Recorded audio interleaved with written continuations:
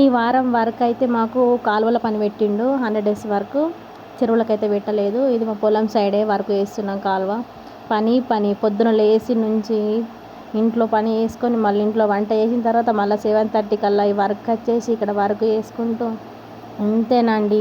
పెళ్ళి కాకుండా ముందు లైఫ్ ఎట్లుంటుందో ఏమో కానీ పెళ్ళైన తర్వాత మాత్రం నా లైఫ్ మొత్తం మారిపోయింది. ఇదంతా మా పొలం అండి. ఇంకొన్ని రోజులు అయితే పొలం నాటేందుకు కూడా రావాలా. నాకు అసలు పొలం పని అంటేనే తెలియదు. ఇక పెళ్ళైన తర్వాత ఇక తప్పదు కదా, చేస్తున్నాం. అది అక్కడ మా ట్రాక్టర్ ఉంది. ట్రాక్టర్ పైన మా డ్రైవర్ దున్నుతున్నాడు.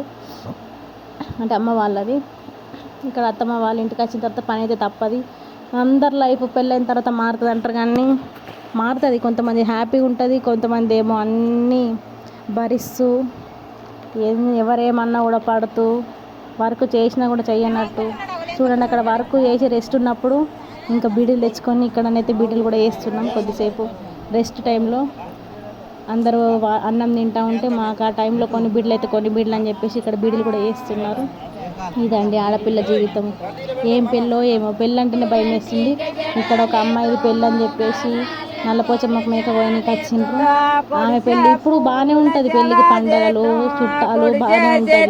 పెళ్ళైన తర్వాత ఉంటుంది ఒక్కొక్క లైఫ్. ఉన్నవాళ్ళు బాగానే సెట్ అవుతారు అనుకో. పెళ్ళికి ఆస్తి అంతస్తు కాదండి, మంచి మనుషులను చూసి పెళ్ళి చేసుకోవాలి.